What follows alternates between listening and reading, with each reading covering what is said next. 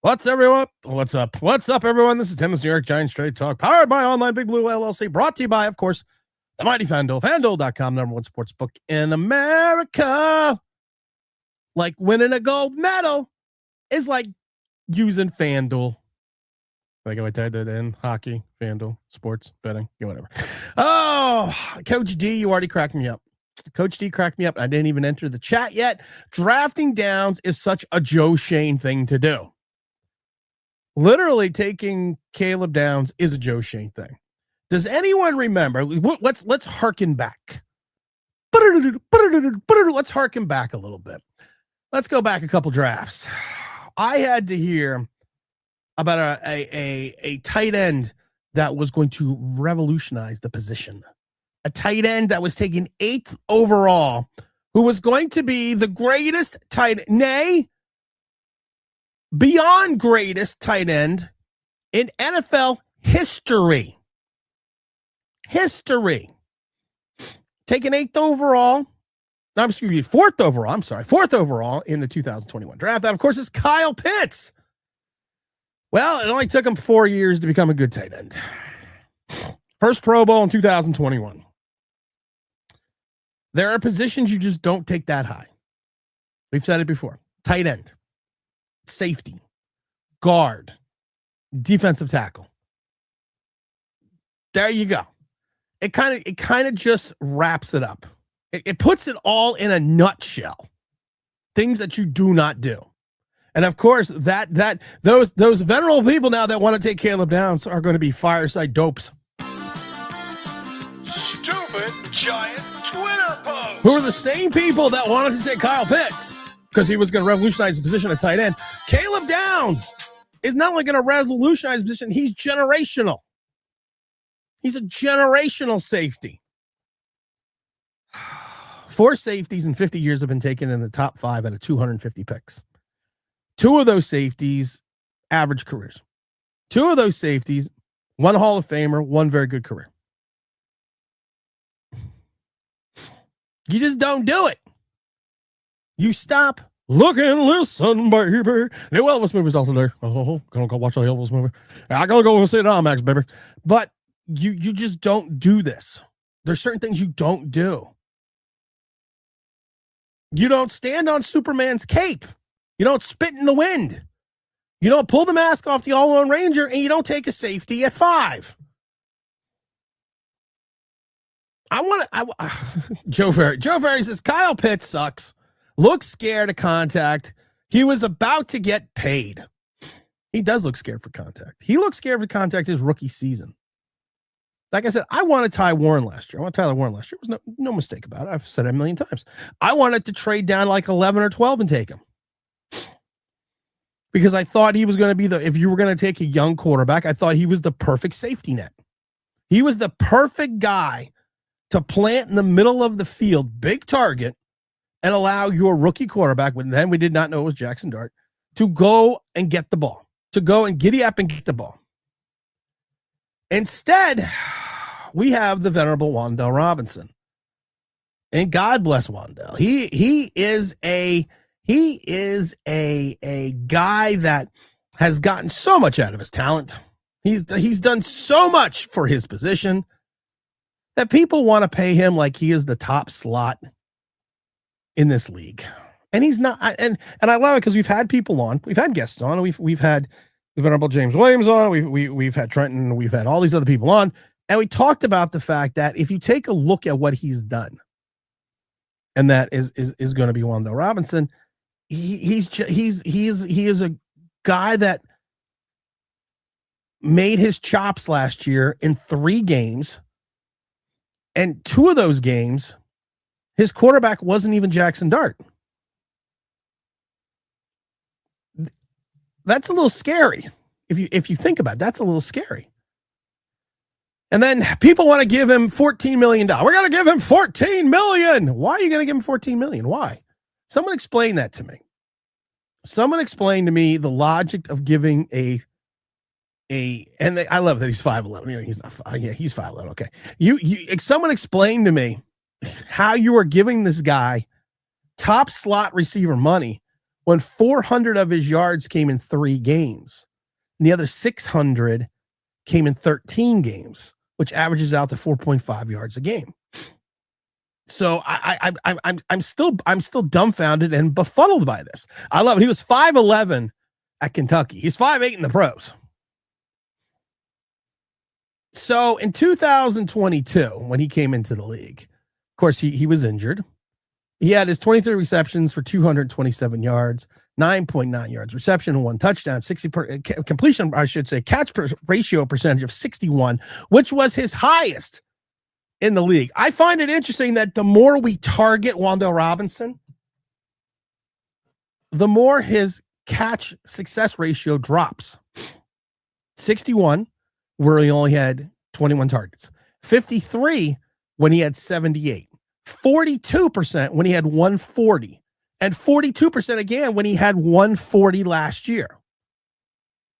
And I'm looking at these numbers saying, okay, you know what? And this is what I think some fans don't get. On bad teams,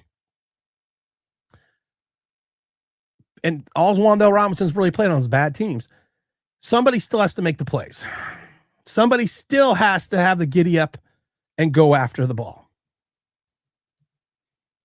I remember Ernest Gray, 1,000-yard seasons back in 1983.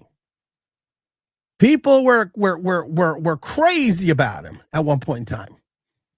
And I remember to this day, my father telling me, he's not that good. He's been around for a while, him and Johnny Perkins. He's not that good. And so in 83, he was targeted 165 times, 78 receptions, 1,139 yards, and 5 touchdowns. Mary Marta quarterbacks anywhere from Phil Simms to Scott Bruno for Jeff Rutledge. But then after the team started getting good, his targets went down from 165 to 73 to 11 to out of the league. On a bad team, and Ernest Gray is another guy that was only on bad teams, somebody still has to make the plays. It's just called necessity. So I was hearkening back to the 2022 season, and someone emailed me and said, "Well, Tim, he's just Richie James, Wan'Dale Robinson." And I said, "No, you're nuts. You're fucking nuts. Richie James was here for a cup of coffee. Richie James was here to a point that, you know, if we looked at it, we're just like, he was just, you know, he was just here for a short period of time. No big deal." But then I looked at Richie James's stats.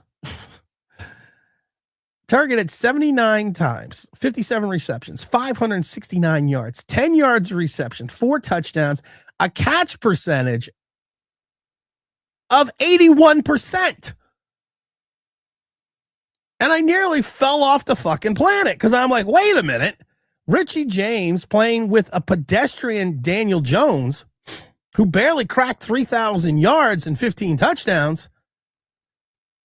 Statistically, if you expanded out him playing and starting, because he also missed, I think, 2 or 3 games that year, and he also didn't start every game. But if you expand out his starting role, he probably would have had 90-plus receptions for 114 yards and probably still had a catch percentage around 70. Wan'Dale Robinson's best catch percentage year was 61.4. It's 41 the last 2 seasons and we've said it, as his production and as his availability and as we throw him the ball more, it goes down. It is slid down the scale. So we have gone from 61.3, 53.8, 42.1, 42.9. His longest reception, Wan'Dale's longest reception. And I love this because this even it wasn't even in the air. His longest reception in 4 years is 50 yards. Before that, it was 19, 33, and 35. His average yard per target, Wan'Dale Robinson. I love it. He had a career year last year. Before it was around 5. This year it was around 7. But then I love it because there's no yak. There's no yak. He's got no yak.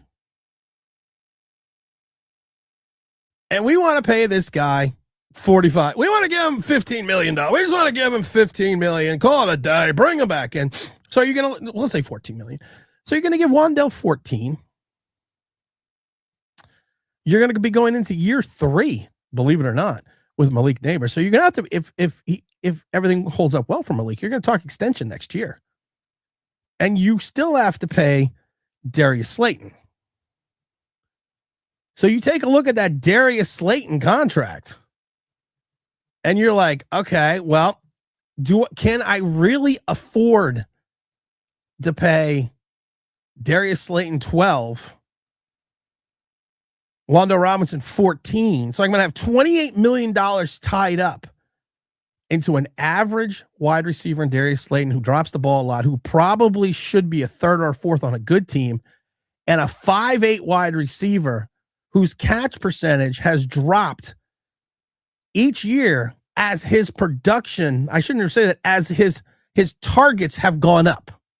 And Richie James, who of course it was only in one season, so we're taking a very small sample size with Richie James, technically had a better overall season in 2022 than Wan'Dale Robinson has had his entire career. We have also gone back. You know, it's another good wide receiver for the Giants that always kills me. And he was pretty good. But he was another guy that as soon as his targets went up outside of 1 year, his production went down. That's Lionel Emmanuel. Lionel Emmanuel, of course, with Bobby Johnson in 86, helped propel the Giants. But I love it because people talk about Lionel Emmanuel sometimes in 86 like he had this tremendous season. He had 181 yards in 14 games because he was hurt.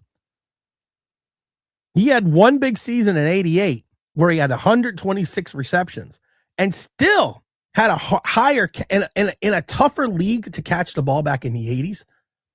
He still had a successful completion percent, or I should say catch percentage of over 50% for 1,291 yards and 4 touchdowns.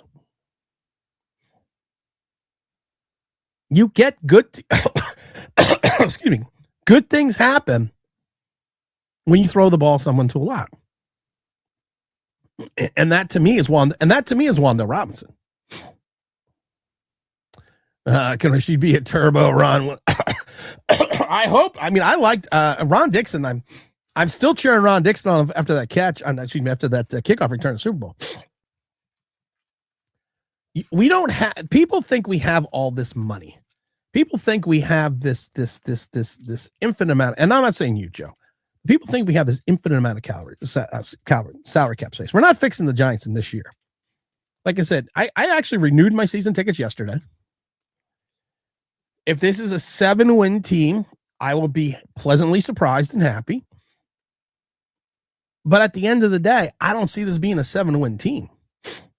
I'm seeing this being, if you go into your coffers and you pay the likes of Wan'Dale Robinson, he's going to be here for 3 years.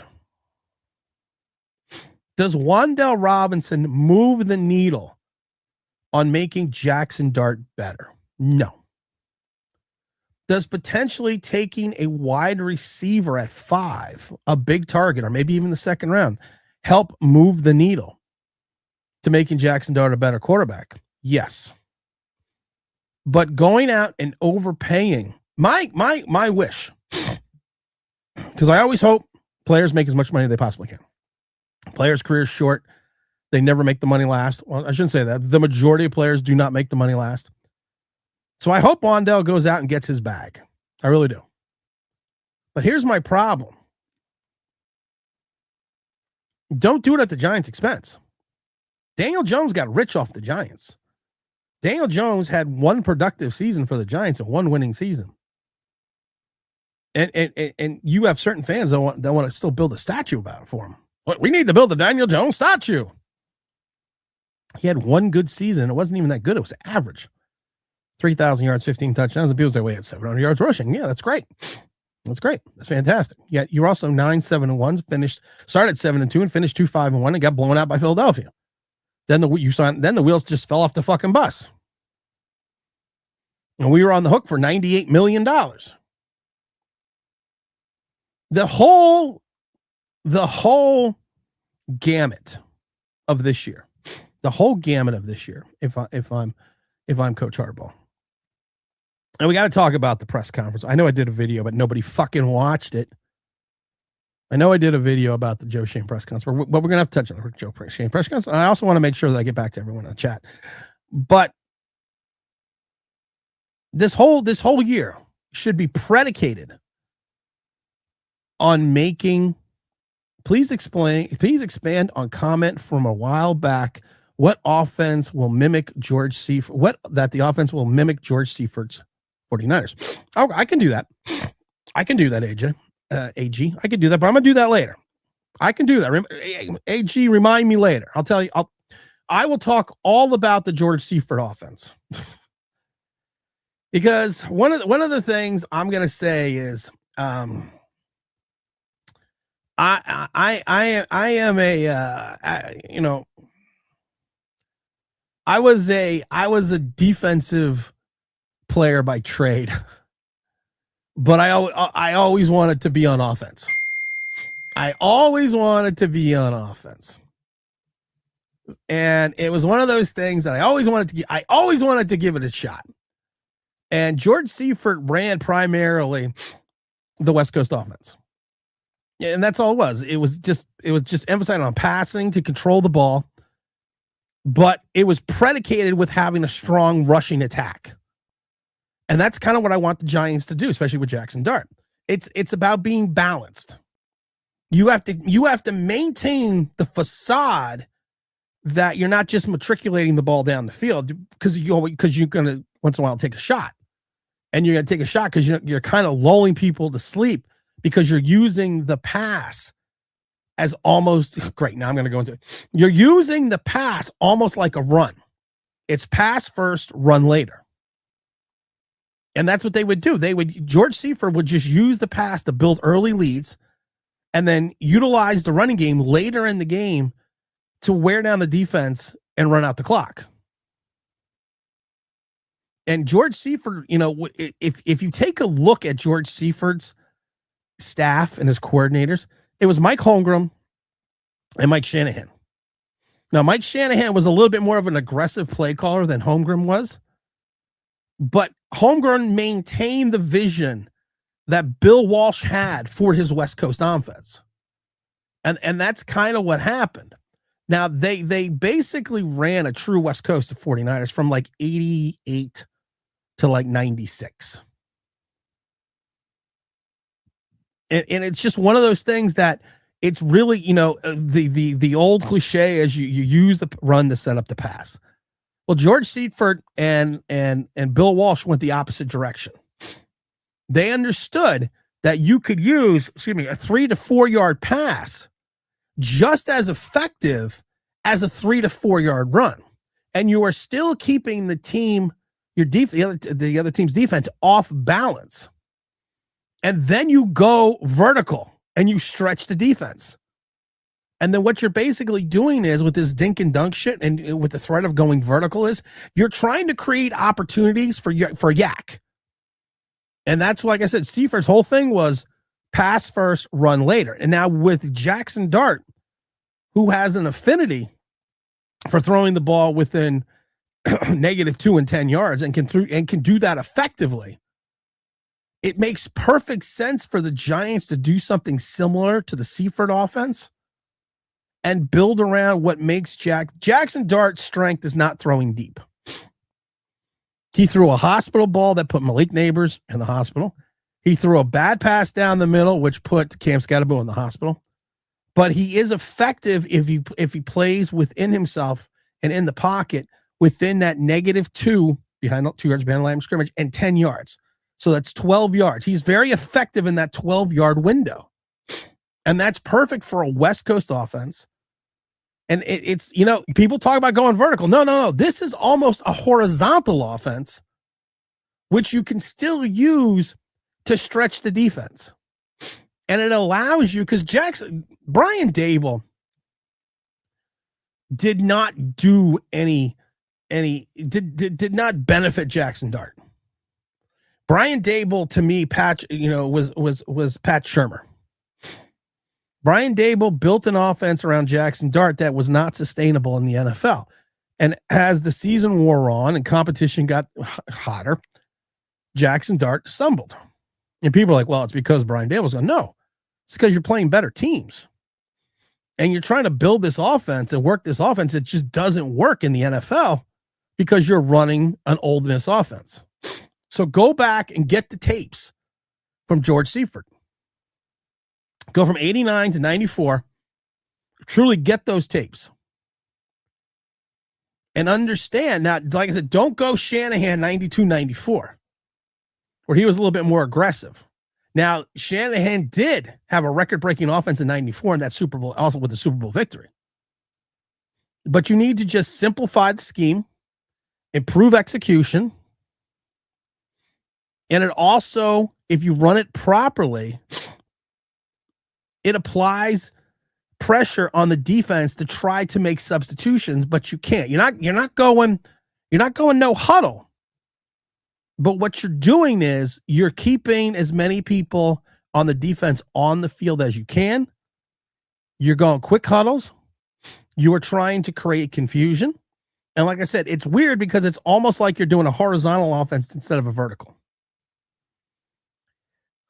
AJ, damn man, I didn't want to get into that because now I just fucking thought I forgot what I was going to talk about 5 seconds ago. But the whole goal, and now I remembered, the whole goal to this season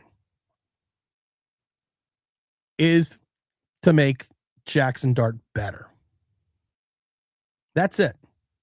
In my mind, is to improve Jackson Dart's game. Yes, of course, you want to improve the defense. You have multiple goals. You always come into a season as a football team and say, okay, our goal is X. X this year, Terminator X. This year is to improve Jackson Dart's overall play. Develop an NFL system predicated on his talents. Put players around him that not only complement his play, but will help enhance his play and to make the transition to your second year, because your second year is always the most difficult year, because now the league's got 17 weeks of film on you, or 14 weeks, or how many weeks it is. So you can't hide anymore. You can't hide the flaws of Jackson Dart, because there's 3 teams in the NFC East right now that are sitting there in the film room breaking down every single tendency of Jackson Dart, because I know I did it. You're breaking down. He likes to do this on 3rd and 2. He likes to do this on 3rd and 7. When it's 2nd and 4 and it's a passing play, they like to do this. This is all being mapped out. And that's what we always talk about. You need to adjust in your second year to adjust to what the NFL is adjusting to you.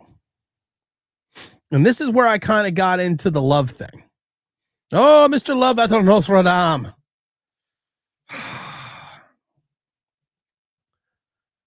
A couple of years back, after the Saquon Barkley thing, it would have been crazy to think that people hit the like button. It would have been crazy to think that people would be like, hey, we're going to take a running back. We're going to grab a running back, because now, after what happened with Barkley, and it was funny, it was Barkley's renaissance that really kind of changed the thought process again for NFL coaches and teams, that the running back is a valued position. Does Seattle win without Kenneth Walker III the Super Bowl? I don't know. Their defense was spectacular. But here's the problem. Sam Darnold gave you nothing. It was the Walker show. And I'm not saying that Jackson Dart's Sam Darnold. I'm not saying that. But I'm saying, how would it be? How nice would it be? Nothing against Tyrone Tracy, nothing against Cam Scatterbo.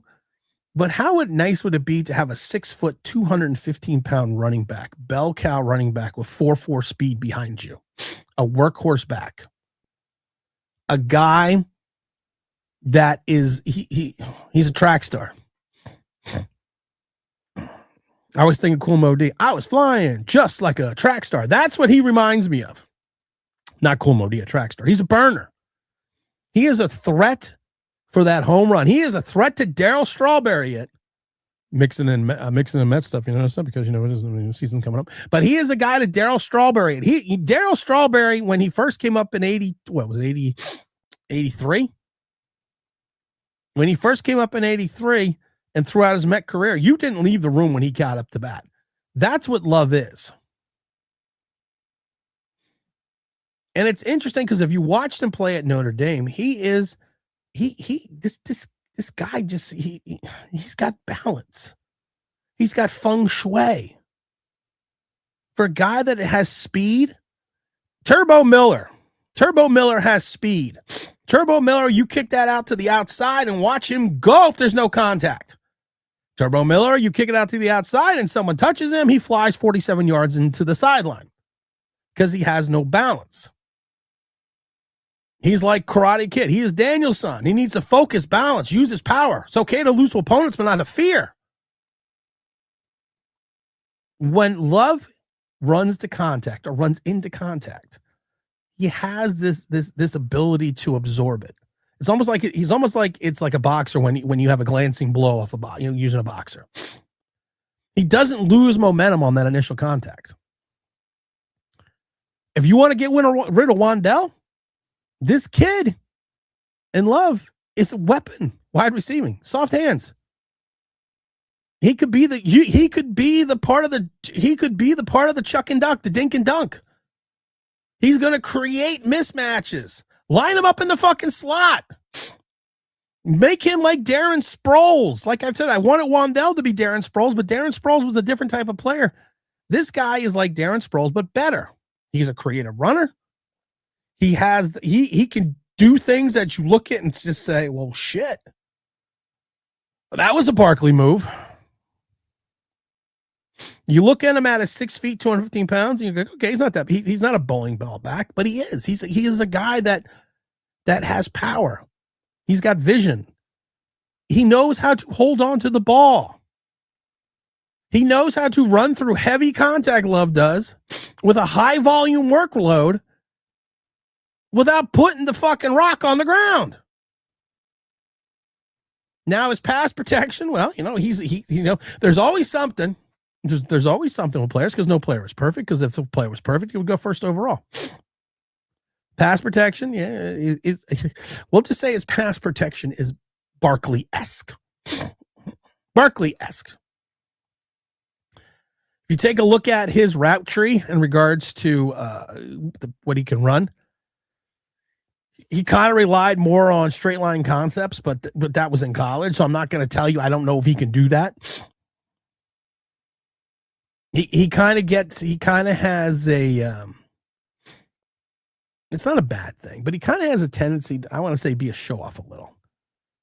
And I'm not saying being a show off by being an arrogant player. I mean, trying to make the highlight reel, trying to do things that will put his body in a vulnerable situation, but look great, but could literally wreck himself.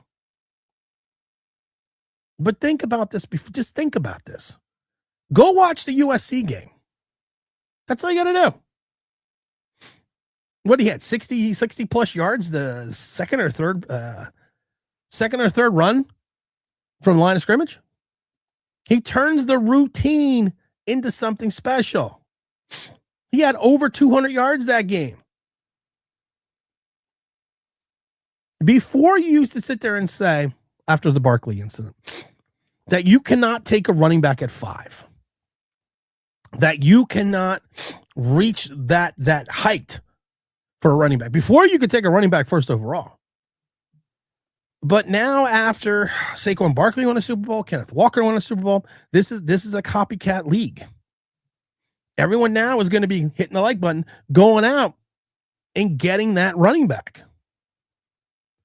Think about this for a second. What would you rather have? Jackson Dart, Malik Neighbors, Wan'Dale Robinson? Or would you rather have Jackson Dart, the love child, and Malik Neighbors? 2 explosive players, one on the inside, one on the outside, that will allow you to create mismatches in the middle of the field, because if you run the George Seifert type West Coast offense, It's the perfect design because the idea of the West Coast offense, especially the George Seifert one back in that was run by Shanahan back in 1994, you need a running back that can catch. They had a record-setting offense that year. The 49ers did back in 94. They had a record-setting offense. They were a juggernaut. Steve Young, 70% of his passes, almost 4,000 yards, 35 touchdowns. But people forget you had Jerry Rice on that team. You had Brent Jones on that team. You had Jonathan Taylor on that team. You had Ricky Waters on that team. And people forget you also had the fullback William Floyd. So you had two guys in the backfield that had the capability. Now, it's interesting that Ricky Waters is from what college? Which college did Ricky Waters go to? Let's think about that. Oh, he went to Notre Dame. Was the perfect back for that system. Had a great, fantastic career. Ricky Waters did. He even excelled in Seattle. But he is the back who was a bell cow back. He still ran the ball 239 times in 16. He also had a career once in Philadelphia, ran it 353 times. But this is a guy that's Ricky Waters was a bell cow back who could catch the ball out of the backfield. People forget he had 719 yards and 66 receptions in 94, Ricky Waters did. If you're going to build this offense around Jackson Dart, Love makes sense. Love can save the day. You let Wan'Dale go. Bye-bye. You save cap space. Because I honestly can find a Wan'Dale somewhere in free agency. There are so many better wide receivers in this current free agency. And now we're not going to get any of the big names. Everyone's like, let's go get the big names. Let's go get the big. No, we're not getting the big names. You could go out and get a Christian Kirk. He had that big season back in 2022 where he had over 1,000 yards. He's had career lows the last couple of years. He's also dealt with injuries, but he's just as good as Wan'Dale Robinson, if not better, and you're going to pay less for him. You may even be able to get him in a 1-year prove-it deal. So why not do something such as that? Grab the love child and then go. Hopefully Malik Neighbors is healthy and turn around and have an understanding that you are building this offense. You're taking this year and you're building this year to make Jackson Dart better. You want to really laugh because I've been going through all the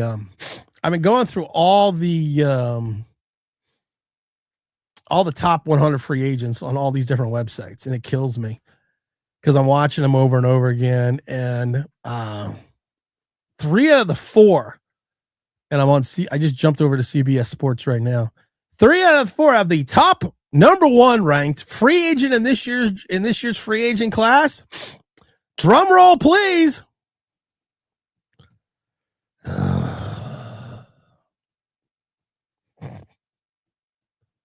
Hold on. We'll do this again. Drum roll, please. Malik Willis.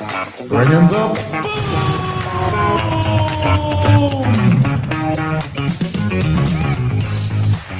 There is a Malik Willis marathon right now to try to get this guy from Pittsburgh to Cleveland to Miami to Carolina. Told you people, I'm like fucking Novocaine. Give me time, and I work every time. Just saying, but I'm just getting back at that. You're not getting George Pickens. You're not getting Mike Evans. Mike Evans for a year would be an X factor to this team. If I'm sitting there, I'm looking at Isaiah Likely. I've said it before, tight end. Untapped potential. I think Isaiah Likely could be the what we thought Darren Waller was going to be. I really do see that. Romeo Doubs to me would be Romeo Doubs. You could probably get for the same amount that you want to pay Wan'Dale Robinson, but you will get a better wide receiver. You will get a better route runner. You will get a guy that's 6'2", 205 pounds. Yes, he's dealt with injuries. Yes, he wears the stupid fucking Guardian cap. Yes, he didn't make that catch. He didn't come up with that ball on the hands team when he should have. But he did play in 15 games, played in 16, started 15. You know, he's a guy that's going to give you, he did play in 17 games and 23, 13, and 24. He's a guy that'll probably give you 15 games, but he's going to give you a better yak. He's going to give you more touchdowns, and he's a more polished and precise route runner than Wan'Dale will ever be. And he's a big target downfield for, drum roll, please, Malik Willis. Bringing the for Jackson Dart. This should all about building for Jackson Dart.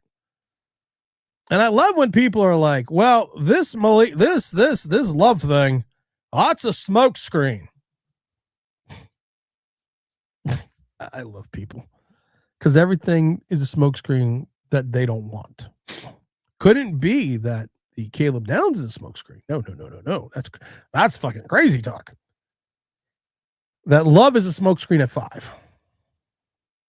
So a bell cow, if you run a West Coast style offense, like I said, I can't tell you what Matt Nagy's going to run, but you know what Matt Nagy likes to run? A West Coast style offense. What did he run in his tenure in Chicago? A West Coast offense. What did he have in Chicago in his tenure? He had a mobile quarterback who couldn't throw deep to save his life and made the playoffs twice with him. And I'm not saying that Jackson Dart's Mitchell Trubisky. I'm just pointing out the similarities. Think about that. What do you need, though, to make all this work?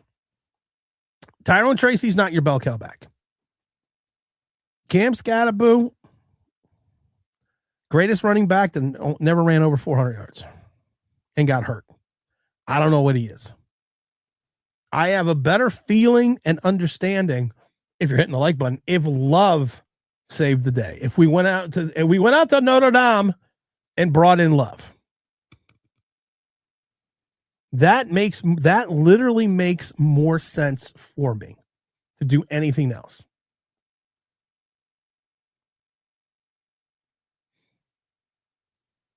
Just reading. Grant Anderson wrote to get my coffee, little bitch boy. That's John Harbaugh too. I'm sorry, that was pretty funny. Make sure you hit the like button, guys. But it literally just makes sense. Does it have to make sense? Yeah, because this is what you want to do.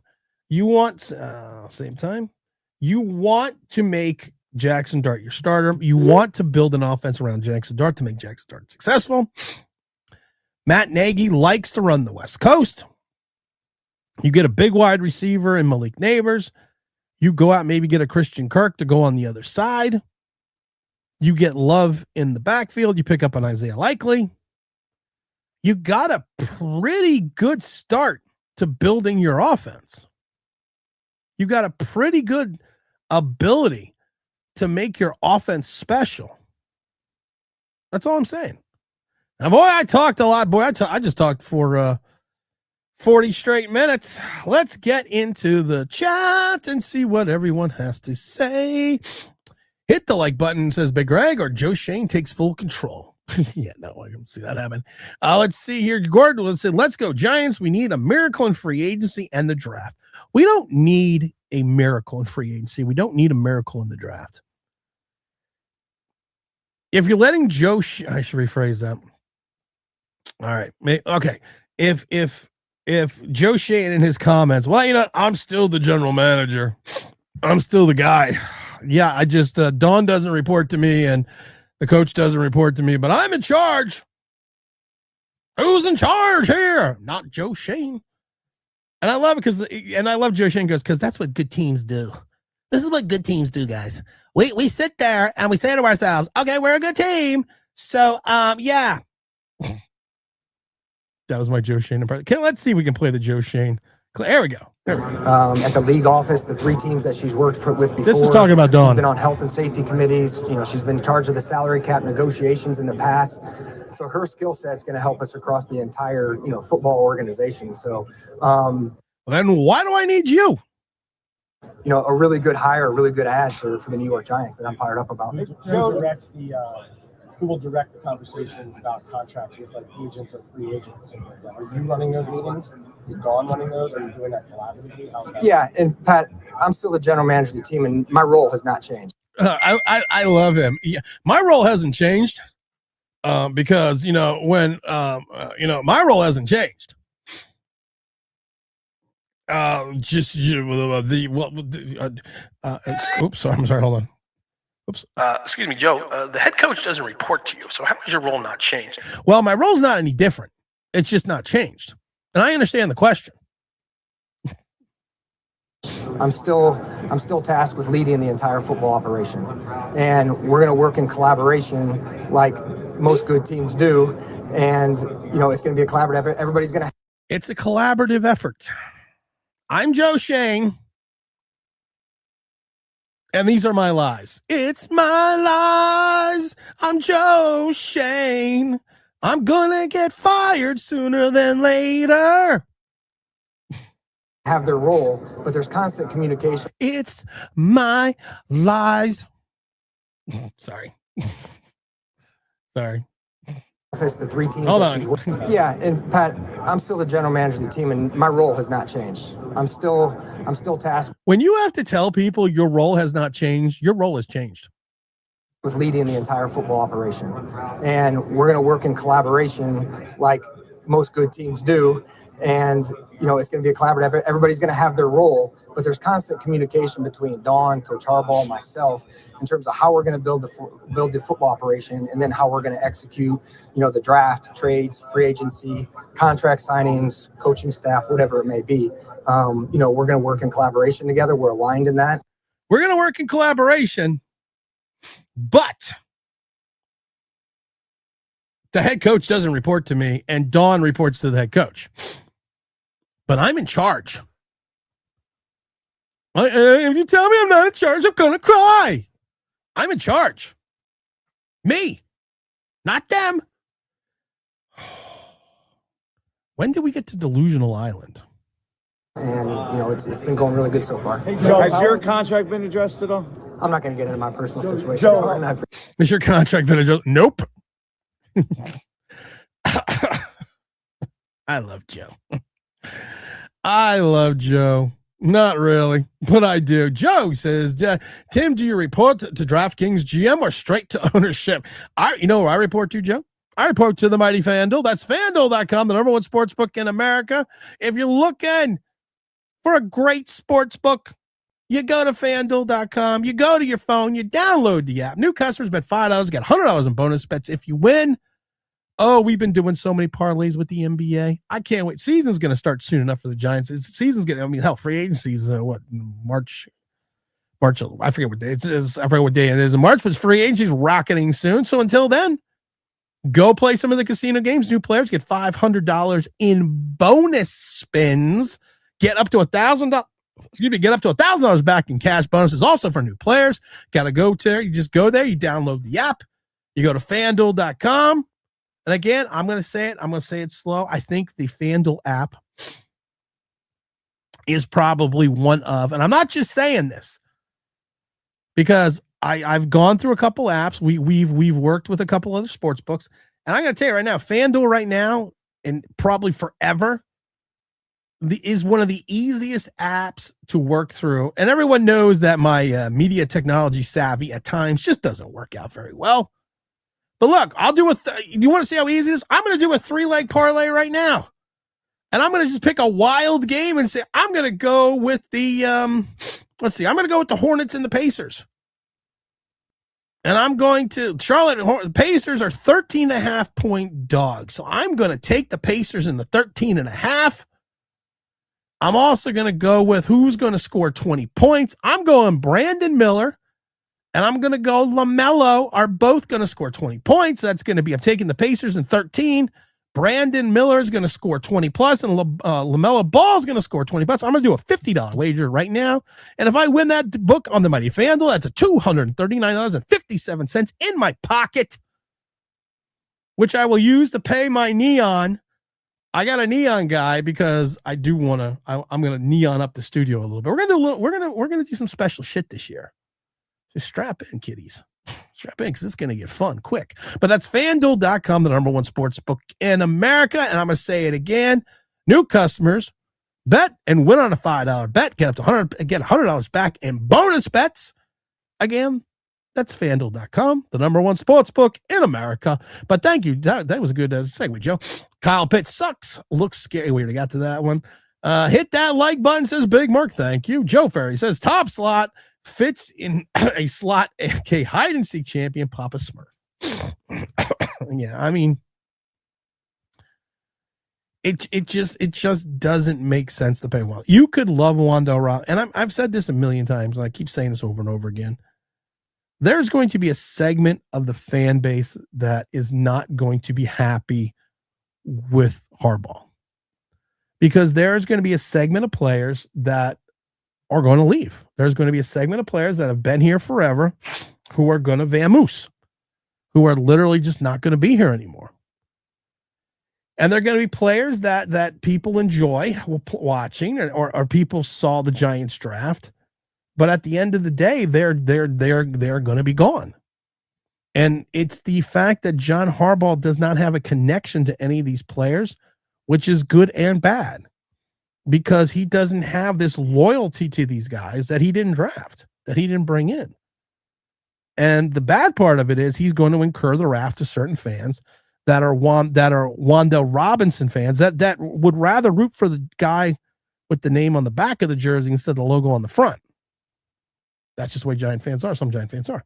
AJ says, unfortunately, you can't get every ride to Disney. Yeah, it's true you can't. Greg loves love. I just gave everyone a 40-minute reason.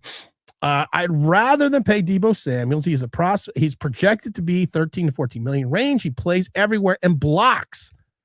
Emrod Hubbard. I agree. People are going to, and then I love it because then people are going to go with the caveat, and they're going to use this as, well, the Giants never keep homegrown talent. Which is true. And we also don't trade guys that we should faster than than when we do. I would, honestly, I would rather grab Jennings over, they used to be with the 49ers. To your point, Jennings, like Deebo Samuels, Jennings is a rugged guy who can block, make the contesting catch, and he's a guy that can carry an offense. Knucklehead. But you add Hollywood Brown. Harbaugh had Hollywood Brown. If you want to look up the definition of knucklehead, Hollywood Brown comes up.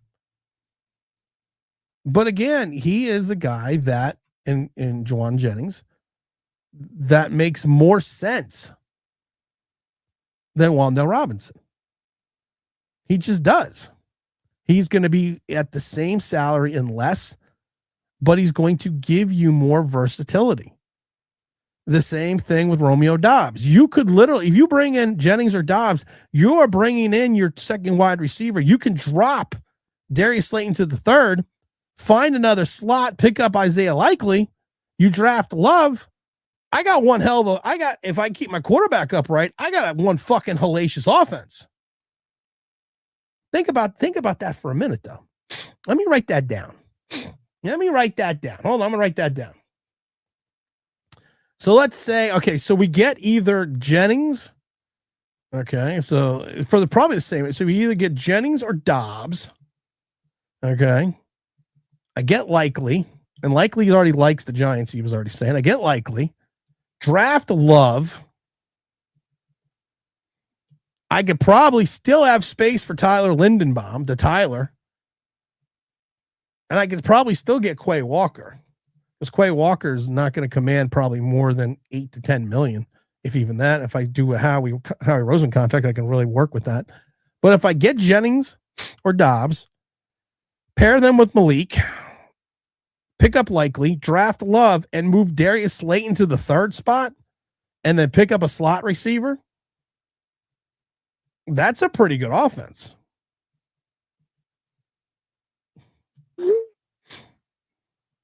I had to send that to myself because that's actually a pretty good. That is a pretty good version of a West Coast style offense that Matt Nagy could probably work with. Emron Hubbard, love it. Wan'Dale Flott, capped. I don't know what you meant on that. Let's see here, but I'm not bringing back Cordell Flott either. Let him walk, says Big James Stein. What's up, brother? Todd says, let him walk. Let's see here. 50 said, do you think you can get the same thing out of Gunnar Olszewski? You know what's funny? We talked about Richie James. Gunnar Olszewski, and I'm not a big fan of Gunnar. I'm not a big fan of Gunnar's game. But can I get the same amount of production from the slot with Gunnar over Wan'Dale?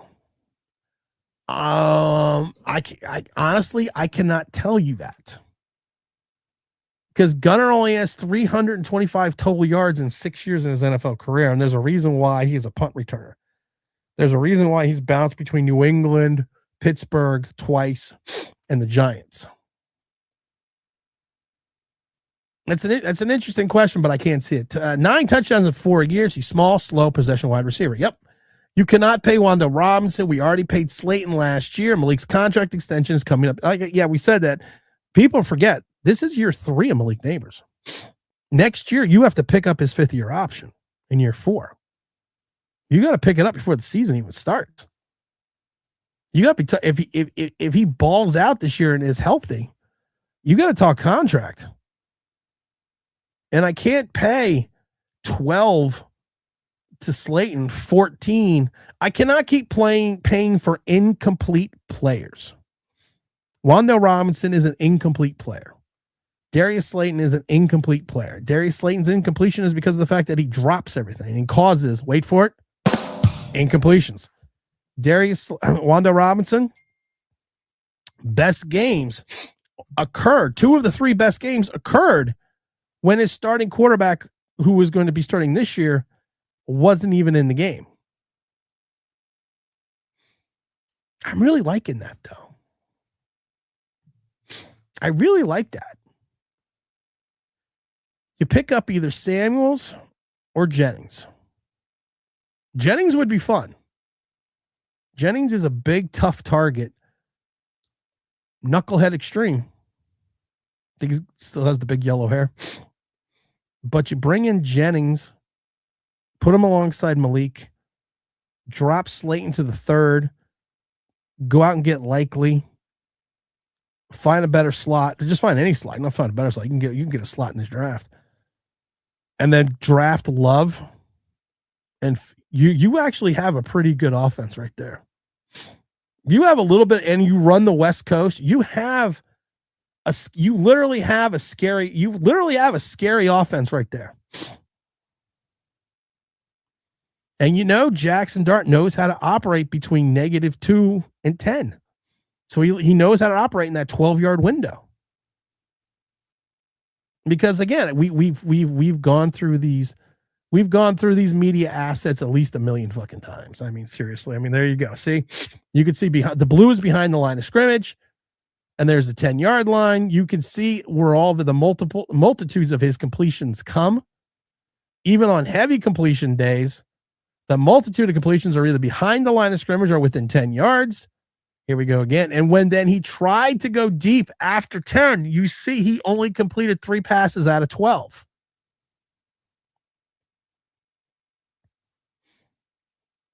Wan'Dale was trash in the red zone. Let him walk. Yeah, he is. Paying Darius Pappas more than T. Higgins is fucking. That's a great point. Paying him more than T. Higgins. Great point, Joe. Is fucking crazy. AG, I agree. I'd be shocked. I wouldn't be surprised. I would be shocked. But like I said, I think there's going to be more of a backlash if people don't get us up to 35 likes. I think there'll be more of a backlash because we're only at 28 from Giant fans if we do just let him walk. James Stein says we can't afford Wan'Dale. He's too short anyways. He should draft a wide receiver or sign one in free agency. Ron Dixon was good for a kick returner and a few bombs. That's it. I was at the 2000 Super Bowl in Tampa, and I got back up to the suite after grabbing a beer, after being depressed after the first half, and I barely sat down when everything happened. And you had that moment of hope, and then they got fucking crushed. Hey, Wan'Dale, we are short on cash. Hey-oh. I do like that. Todd says, yep, go get your retirement contract from somewhere else. Please explain. That's pretty fun. Oh, we did that explanation. Jordan Tyson is a polished up Odessa Turner. Oh, Jesus, Odessa Turner. Odessa the Burner Turner. Yeah, it didn't work out. No, Jordan Tyson's better than Odessa Turner. Here's the problem, though. I think that he may be the best wide receiver in the draft, but I don't think he is going to go above. I don't think he's going to be the first one off the board because of the injuries. And Odessa Turner, was a fourth rounder, so I mean he was like 115th in the draft. So they're not very. I know you're being facetious, but it's the injuries that are going to be more of an issue with him. Daniel Jones, agent got him that bag because Joe was a plain stupid. End of story. Yep, you're right. Skyline says, Tim, do you think the Jets trading Jeremiah Johnson for a defensive tackle from the Titans is an indicator? They're going Reese. I've already said this. I would love to get Reese at Ohio State. I like Sonny Spoons now, Sonny Styles. And like I said, I do think the Giants, if I don't take, I don't know who. I could take Love at 5. I could take Tackle at 5. I could take it. Really, this is the thing. Everyone is prognosticating what the Giants are going to do in the draft. Can we get it through fucking free agency first? Can we start free agency just for fun? Can we do some free agency just for a little bit? Can we get through that? Because that's going to predicate what we do on the draft. 30 likes. I wanted 35 likes. I guess people didn't hear me. Was I not speaking into the microphone? Oh my God. What's wrong with people today? You kids today. You kids in your newfangled music and your stuff and your intranets and all your other stuff, you kids today. I am interested in that now. Tyson got hurt way too much. Best ability is availability. Yep, I agree. Joe says, I think Saleh is homies with the guy they traded for. I do think you're right. I don't want any previous knee injuries before playing at MetLife. We need some run. Yeah, I agree with that. James says, we need to draft well, making a killing in free agency. Here's the problem, James. And I love you, brother, but I'm going to give you this solid breakdown of this, because I think a lot of people have this misconception. We're not fixing this team in 1 year. This team, we are in the middle of a rebuild and the rebuild of the rebuild of the rebuild before the rebuild before we rebuild the rebuild. Joe Shane is, for all he wants to talk about what he's done with the salary cap, has kept this team in salary cap purgatory, has gutted this team of talent vis-a-vis his own drafts. There is potential that at the end of this season, beginning of this season, the actual season itself, Joe Shane's first 2 draft classes may not even be on the roster. We could literally see his entire first 2 draft classes, Joe Shane's, as a New York Giants general manager, not even be on the roster. Think about that for a minute. Think about it. Beaver's gone. McKeithen gone. DJ Davidson's going to be gone. McFadden, you want to bring him back as a 4th wide receiver? I'm okay. Dane Belton's going to be gone. Bellinger's going to be gone. Flott, you better be gone. I'm not fucking overpaying for him. Joshua Zuda gone. Wan'Dale Robinson should be gone. Evan Neal's gone. Already gone. Kayvon Thibodeau should be traded.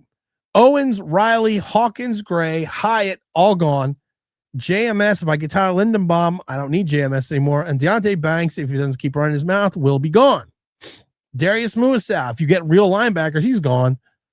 Tyrone Tracy, good back, but 1,500 yards in 2 seasons and still doesn't show me more than I need to see a hell of a lot more. Nope. Theo Johnson, we don't know what Theo Johnson is yet. Drew Phillips, never been a ball that he could bat down. Tyler Nubin, Johnny, I'm going to buy him a protractor. And Malik Neighbors coming off an injury. His first 3 drafts aren't looking that great outside of Malik Neighbors. Sadly, it seems like we use the run, the pass to set up the. Okay. That literally is the comment of the day.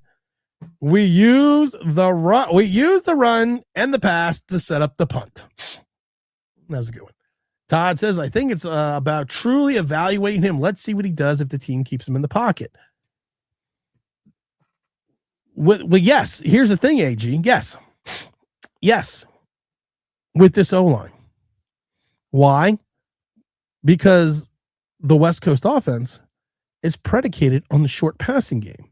Short, quick 3-step drops, quick decisions, throw, go. I don't need this. I don't need I don't need a 2000 Cowboys offensive line. I need a line that can quick block, 3-step drop, quick read, throw, go. That's what I need. Not a top 5, not a top pick. Walker was in the 2nd round. Walker who? Quay Walker? Who's Walker? What Walker are we talking about? Invest in top assets in the O-line. I'm good with the top pick at running back. Me too. Emram Hubbard says, we don't need to improve the O-line. They need to play better at the end of the season against non-playoff teams. The backup top 10 sacks given up. Wendell Teller asked and took a few shots in the draft, though. Wyatt. I could take Wyatt Teller. I mean, how far back in the draft are we talking? And I think that's the question. How far back?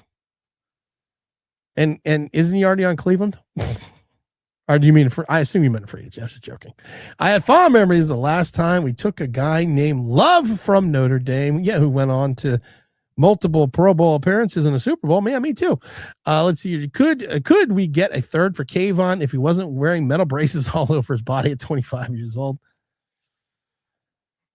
I still think you can get a 3rd rounder for Kayvon. I don't think you're going to get a 3rd and a 5. I think you can get a 3rd rounder. If you want to take a 4 and a 6, make the 4th predicate, make the 4th a conditional 4th that could be a 3rd if he plays X amount of snaps. But yeah, it makes sense. Kayvon added a guardian cap equals full bomb squad protection. Out Sonny Styles in the love child. No, I don't know yet, man. Like I said, I literally 36. Let's get to 40 likes. AJ, I can't tell you. And this is the worst part out of all this. Because I can't tell you what the Giants are going to do in the draft because we haven't even gotten to free agency. We literally have not gotten to free agency yet. So there's no fucking way I can tell anybody what we're going to do.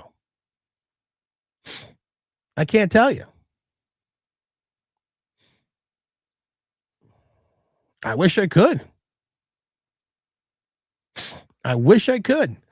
Because until we figure out who we get in free agency, then I could give you a better idea of what they should do in the draft. Because of course your draft is going to be predicated on what you accomplish in free agency.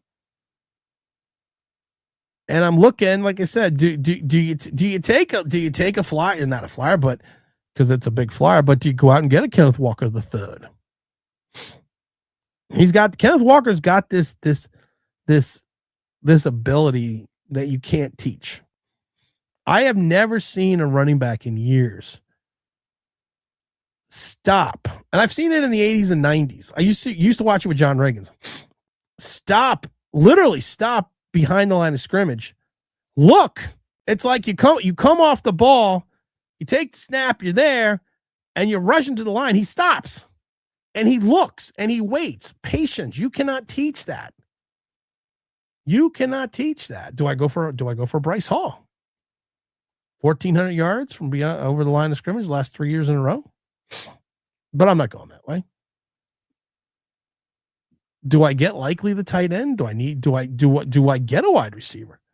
Do I go out and spend some money on a Travis Etienne coming over in, because he'd be another great back for a Seaford West Coast offense, the running back out of Jacksonville.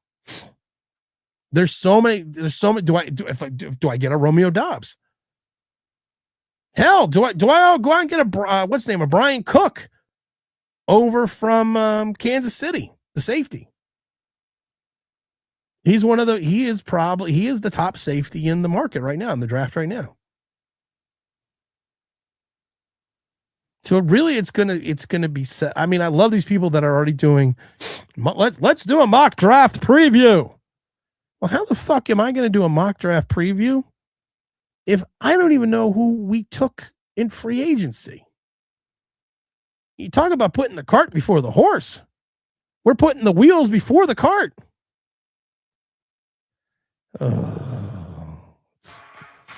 That's who's calling me now? Who's calling me now? Who's calling me now? Why are people calling me? I'm busy, man. Don't call me. Yeah. I took care of that. God, people. Could you take care of this? Hey, I took care of that for you. Why are you bugging me? I don't bug you when you're working. Tearing at my heart when I'm with you. When we are apart, I feel it too.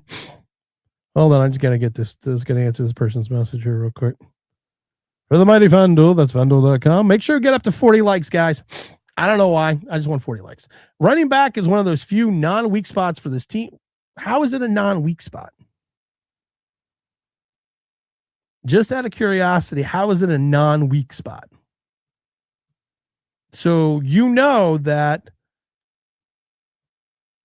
Cam Scatterbo, who had his ankle bone sticking through his leg, is going to be this great back.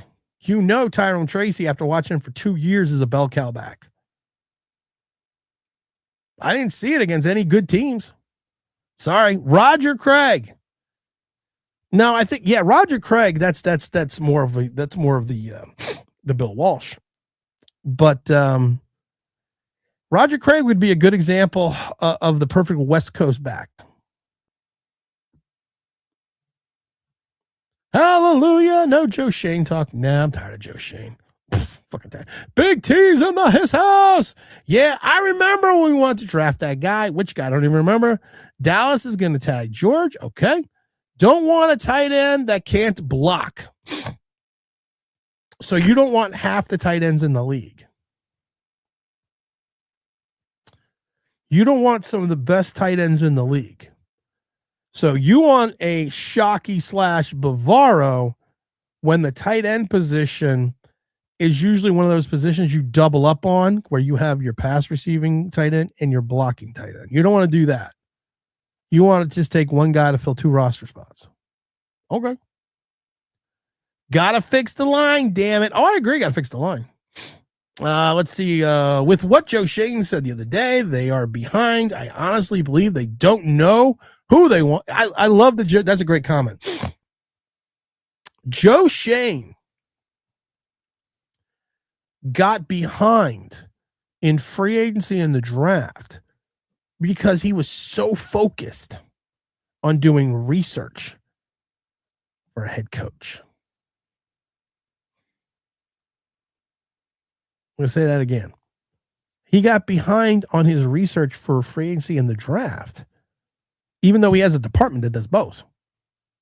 But he got so far behind because of the fact that he was researching head coaches. So when John Harbaugh hit the market, and he hit it pretty quick, Joe Shane had to sit there and go, I got to do a little bit of research on this Harbaugh guy. Is it Harbaugh? Because like Shane, which is spelled fucking Shone, because there's no way you can say Shane when you spell it Schone, because that's not grammatically fucking possible, is it, Harbaugh or Harbaugh?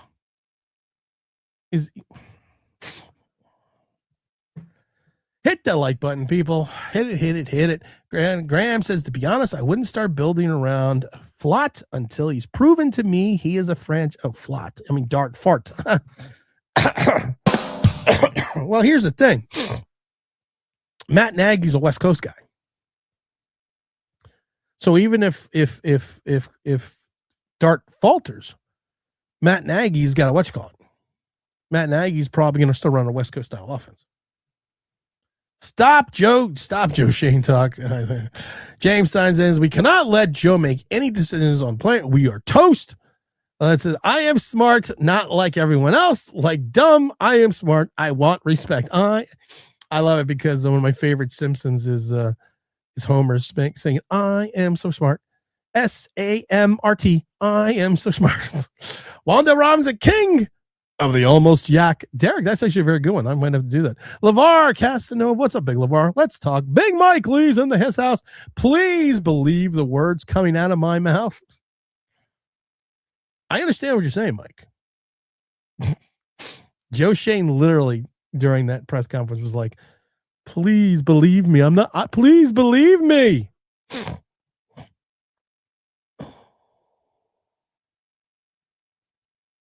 Your hatred of the past is ugly and helps no one. Okay. All right. Hopefully, John and Matt put Daniel Bellinger in the Mark Andrews role for LeVar. If that happens, we're truly fucked. Coach D says, Tim, there are two positions I wish we could have played. I could have played tight end and fullback, both with Westcott. Often remember the running back position the 49ers had in the 80s? Yep, I do remember that. And that's what we talked about William Floyd. So I'm so happy we won both of those NFC championship games. I said it before. I always wanted to play offense. Always wanted to be. I thought I would be a good tight end. I do think I could be a good tight end. But the problem is sometimes when you have the size for a position, you have the affinity for the blocking for a position, you can run fairly good routes. There's reasons why they take off certain players that want to play offense and move them on defense. Because a lot of times you can't catch the ball. So I had some issues with that. Dan Mann was massive FanDuel props bet Jake Boo during the Super Bowl. Haven't heard from him. Oh, yeah, you're right. You're right. I forgot about that, Joe. You're right. Guarantee you will shit on Harbaugh when he goes 2-15 in year 2. Hypocrite. Hey, fuckhead, Steve. Yeah, I will. Fuck yeah.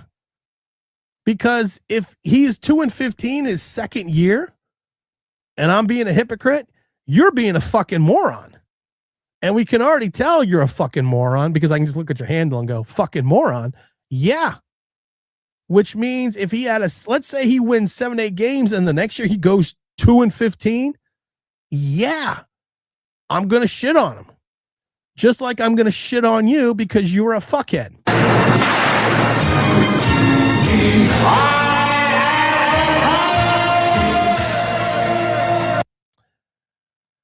My wife said I'm an instigator. And I love her, but I truly have no clue what she's talking about.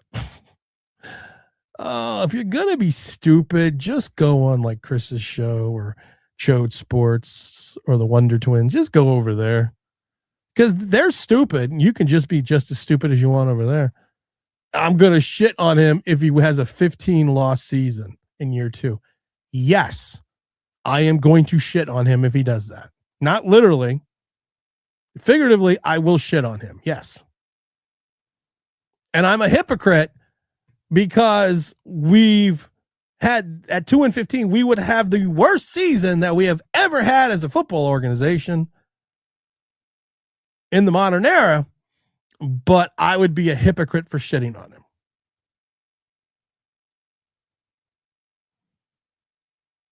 It is amazing that the internet, with all of its infinite wisdom, with all of its information directly in front of you, with everything that you can do with it, has made people stupid. Oh my God. Let's see here. Big T said, what's up? What's up, T Brad? If anyone's unhappy with Slayton contract, blame no brain Joe Shane. LeVar says Richie James was better than Slayton. He was here, but surprise, surprise, who's still here? Yeah, you're right. Richie James, the ball at a little bit of a bottom of the roster. Yeah. Big James Williams says, you guys complain about Slayton every day is like complaining about the sun rising. Slayton will be here next year. Yeah, nothing we can do about Slayton not being here. Truly nothing. There's truly nothing that we could do about that. I wish there was, but there was nothing we can do, and there's nothing going on with Slayton. So I mean, where are we at here? Hit the like button, guys. Let's go. We got to our 40 likes. We're an hour and change in, which is why you can't sign Papa Smurf. Let me just run through the chat really quick because I do have some things that I have to do. A simple restructure of Dex Andrew Thomas can free up $61 million, so cap won't be an issue. If John Harbaugh and Joe Shane see these guys on a long-term pieces, personally, I only see Burns be a guaranteed spot. Emrod, I agree. Emrod and Hubbard, I agree. But the problem is your restructure is pushing the money out into other seasons, which is how we get ourselves in trouble every single fucking year.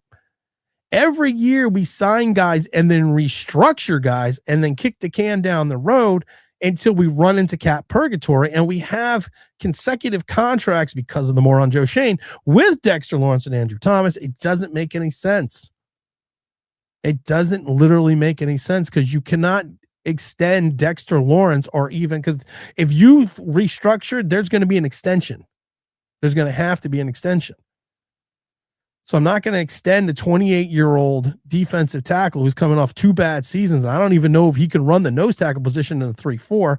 I can't give more money or extend or even decide to push on Andrew Thomas money because I don't know if I'm going to get 10, 12 games. You're right. Brian Burns is the only one that I would have any affinity of doing anything with. Big L, what's up? What's up, Big Tim? You know Harbaugh is going to establish a true commitment to the run. I am good with Love. He's not going to rely on Jackson like people tend to think. My position hasn't changed, Pat. I'm still the manager of this team. My position hasn't changed. I'm still chief coffee getter. Would you take a corner out of LSU? No, I'm not taking a corner. We don't have a second starting. Well, the problem is I've already said this. I am giving Deontay Banks and I'm giving Paulson Adebo and even Drew Phillips a pass.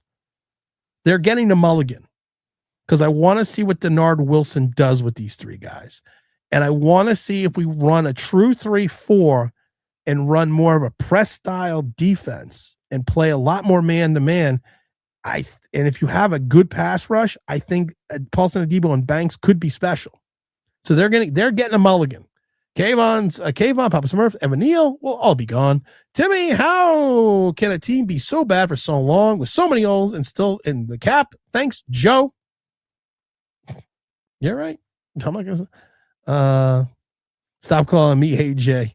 I know AG. Listen, do you not? Because first of all, I'm calling you AJ because AJ Hawk, and and I know Rod isn't really Rod Sterling. See, everyone gets if you're on the show, and I like you, I give you a little nickname, so you're AJ. You're AJ Hawk. Okay. Come on, man. I know Ron's not really L. Ron Hubbard, but that's kind of what we do here, man. If we like you, like Vinny, Vinny, he's always gonna be Vinny G. I don't go through the whole thing. Let's see here. I just want to win more than preseason and meaningless games. I agree. What's up, Big Greg? Says Big James in his house. Scat's not gonna last. Runs too reckless. Let's see. Hi, Stephen Roger Craig. Damn, we are old. Yeah, shit. No shit, man. You're right about that. We are reached that point. That's what she said. Oh, wrong button. That's what she said. Secondary players are wide receivers who can't catch. Said this before. Baseball. I was a great catcher. I could call a game. Perfect game I could call. Had one of these back in the day before I got all fucked up. I could call great games. No pass balls. I loved it because we had a catcher that very productive. And I think it was like my second year, and I was like, and I was never starting. I was always coming in like the fourth inning. And I remember, and then I started my senior year, but I remember being pissed off, and I said to the coach, I said, I'm really tired of coming in the fourth. I said, it's taxing because you're sitting there for 4 innings and you got to come in and play the rest. And I was like, why do you do that? He goes, because you can catch the ball. He goes, the guy we have in the plate in front of you, he can't fucking catch. It's pass ball after pass ball after pass ball. You catch the ball and you make the game go faster. And then he stops and pauses and goes, plus you can't fucking hit. I was fine with the fastball. You threw that, you threw that other shit. You throw the cheese, but you throw that breaking ball shit. Well, yeah, that didn't work out too well. If we go 2-15 in year 2, that means Dart. That's more on Dart than hardball. Just saying. No, I agree. But if we go 2-15 in year 2, that's year 3 with Dart. That's year 2 with hardball going into a 5-year contract. That's having that much of a serendipitous drop because you should have a backup quarterback. Chris Mara is going to have an escort of Joe Shane out of the building with security to get him out. I agree. Vinny, what's up, Vinny G? I keep hearing about Barry, the linebacker from BYU in the later rounds. Actually, I don't know if he's any good, to be honest. If you want me to say that. Big Greg says, since I watched SC games, I would be interested in Brandon Turns at the cornerback position and Nick Harbor at wide receiver. Harbor was the 5-star recruit that could be a combine warrior and a mid-round steal. I'll have to look for both of those. Ram Hubbard says, if you can't re-sign Ellie Moore Fudd, do you think we see us projecting taking Fano or Big Francis at 5? I don't know. 'Cause again, you have to tell me what we do in free agency. Tell me what we do in free agency, then I can tell you what we're going to do. Until I know what we're doing in free agency, I can't tell you anything.